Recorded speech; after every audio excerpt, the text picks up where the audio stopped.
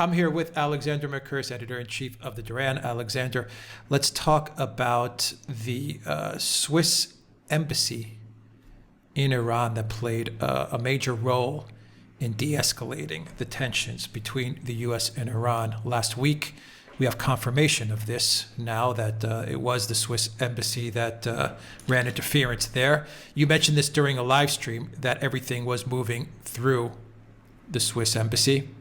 And here is an excerpt via the Wall Street Journal.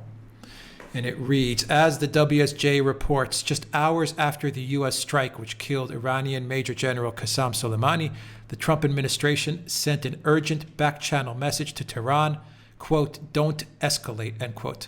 The encrypted fax message was sent via the Swiss embassy in Iran, one of the few means of direct confidential communication between the two sides. U.S. officials told the Wall Street Journal. Then, in frantic attempts to de-escalate, even as top U.S. and Iranian leaders were stirring patriotic sentiment and nationalistic fervor, the White House and Iranian leaders exchanged further messages in the days that followed, which officials in both countries described as far more measured than the fiery rhetoric traded publicly by politicians.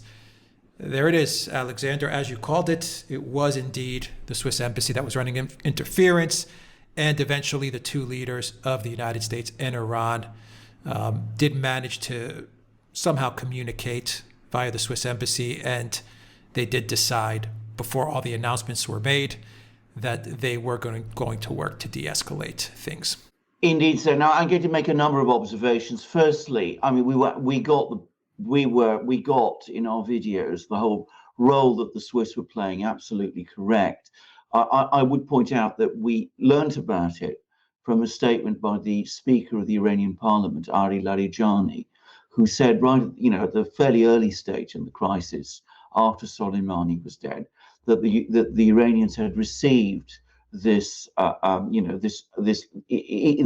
message via the Swiss from the United States, asking for a de-escalation, saying, act proportionately. So now the Wall Street Journal has confirmed that. But in my opinion, this story goes far beyond the simple confirmation of the technical points that we were making, about the role of the Swiss embassy, the way the Swiss represent US interests in Tehran, and the fact that the Swiss clearly have an important diplomatic role behind the scenes, that there is a kind of channel of communication between the US government and the Iranians, and that it goes through the Swiss. I mean, that to some extent we've been aware of for some time, but this story provides us with a huge amount of information about the development of the crisis, because right at a very early stage, we were saying on the Duran that Donald Trump had clearly been maneuvered into the situation by the hardliners around him. And I think it's now increasingly accepted that that is true, and that one of the key players who played a big role in all of this was Mike Pompeo, the Secretary of State, who was formerly the CIA chief, and that all of these people came together, got Trump while he was at Mar-a-Lago on holiday, pressured him into agreeing to Soleimani's death, gave him this extraordinary list of targets that the United States could go after in retaliation for the protests in the US embassy in Baghdad, and that Trump, without fully understanding what he was doing, isolated as he was from his key advisors and his staff, went for the killing of Soleimani, and that this led to an extraordinary escalation, and that Donald Trump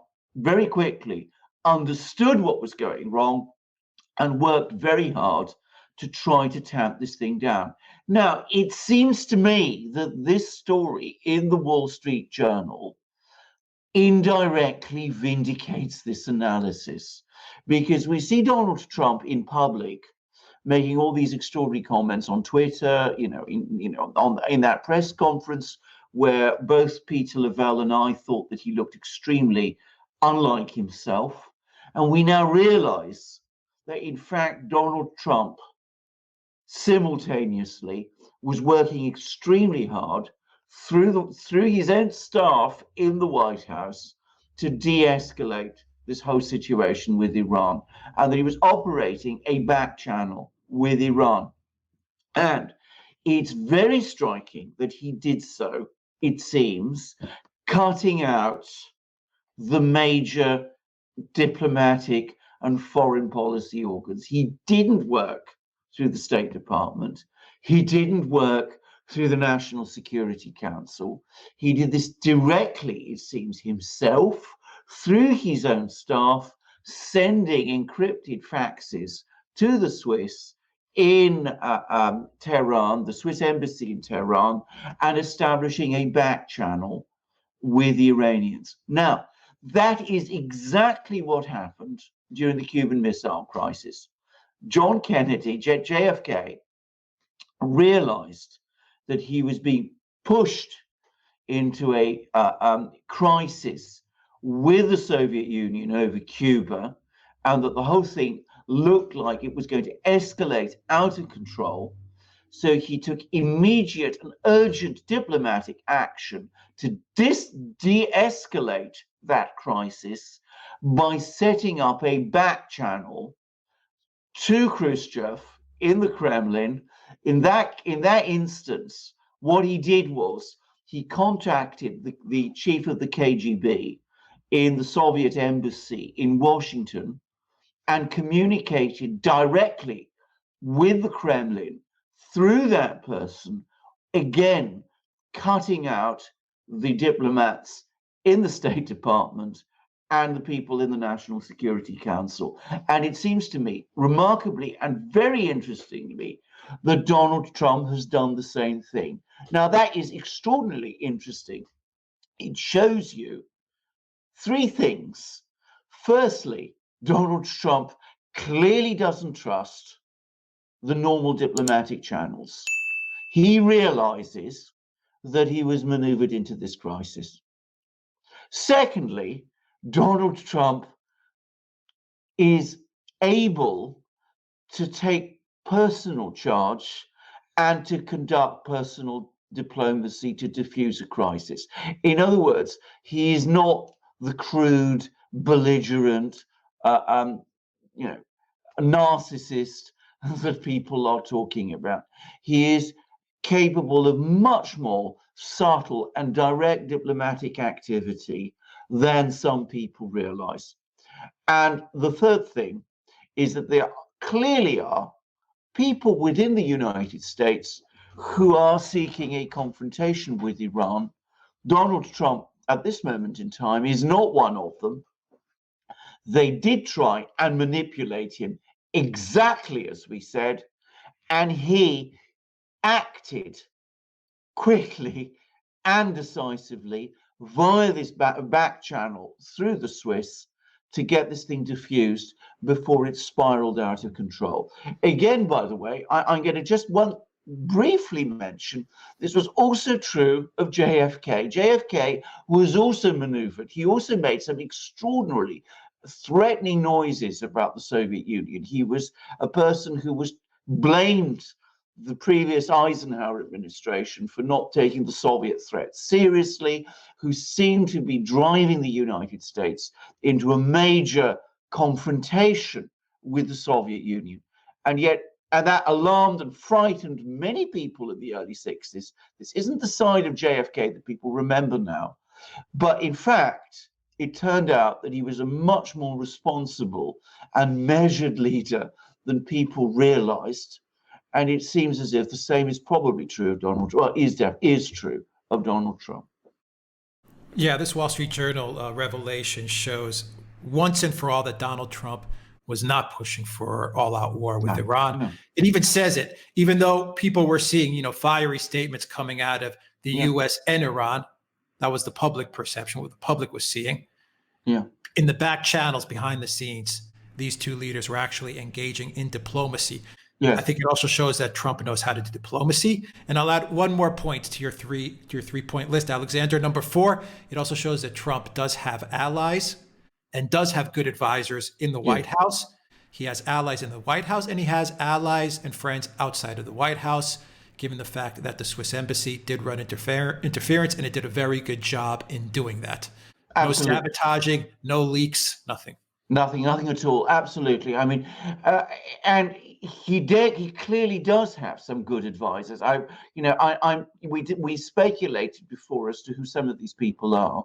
Undoubtedly, I'm sure there are people within the uniformed military of the United States who understand how dangerous the situation would be if the situation with Iran got out of control. I've no doubt also, in fact, I'm pretty sure that he's also been on the phone to people like Tucker Carlson, who I suspect has more influence than is perhaps recognized. So, he does also do diplomacy.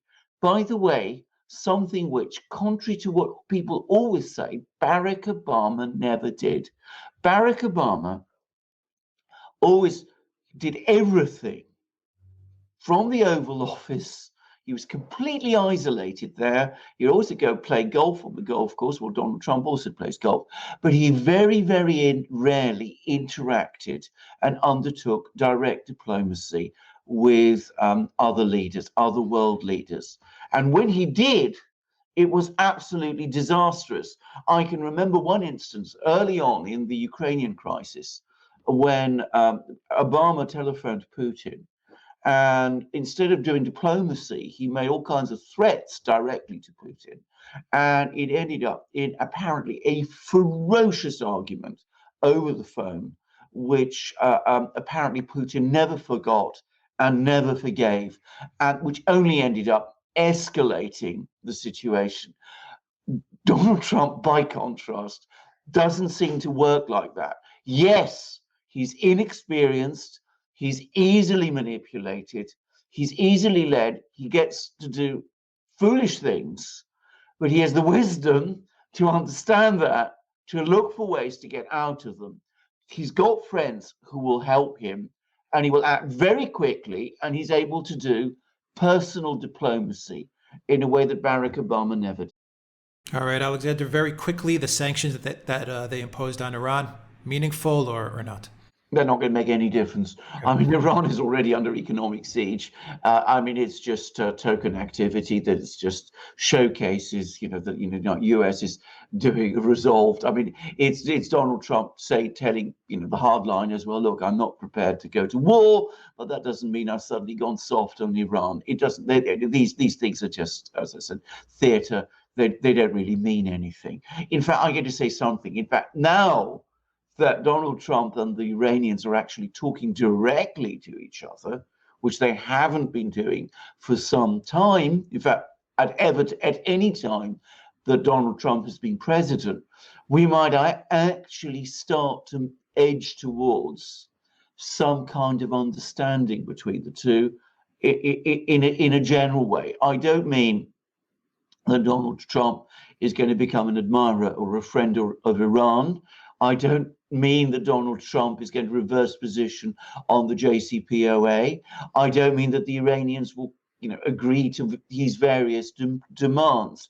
But they don't have to do those things. They can just stop this policy of, shooting and, this covert war they have with each other. If that can be de-escalated, if there can be a kind of ceasefire, if you like, both a diplomatic and a sort of covert war ceasefire, that in itself would be a good thing, and it would contribute significantly to a diffusing of the tensions that have been building up in the Middle East. Let's we're not giving Donald Trump a 10 out of 10 for this. I mean, he made a big mistake in getting maneuvered in the way that he did over the course of this crisis. Whatever you may think of General Soleimani, it was not a good idea to kill him. And I've been reading more and more experts on Iran, people like Patrick Coburn, for example, who knows Iran like the back of his hand, and Iraq like the back of his hand. And they both say that strategically it was a mistake. But Donald Trump realized that it was a mistake. He realized that he was being manipulated, And he acted very quickly and very deftly, far more quickly and far more deftly than people imagined, to get himself out of the situation. And he deserves credit for that. I predict, by the way, that Mike Pompeo's days of influence over Donald Trump are now drawing to an end. I don't think Donald Trump will ever forget the crisis that Mike Pompeo nearly led him into. Yeah, unintended consequences, and Mike Pompeo might be feeling those Absolutely. unintended consequences. Absolutely. He may actually be the collateral damage in all of this. I completely agree. I understand, by the way, that there have already been two important dismissals. Two important U.S. officials have just lost.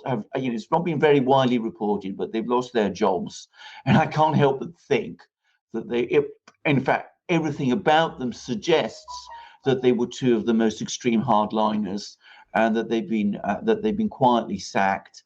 And it looks as if Mike Pompeo's days as Donald Trump's foreign policies are over. All right, Alexander Mercouris, editor-in-chief of the Duran. Thank you very much. Guys, if you like this video, click on the subscribe button down below. Click on the notifications bell. Check us out on iTunes and on SoundCloud for an audio copy of this video. And go to BitChute and DuranVideo.com, where we post all our videos on those two platforms as well. And download the Telegram app.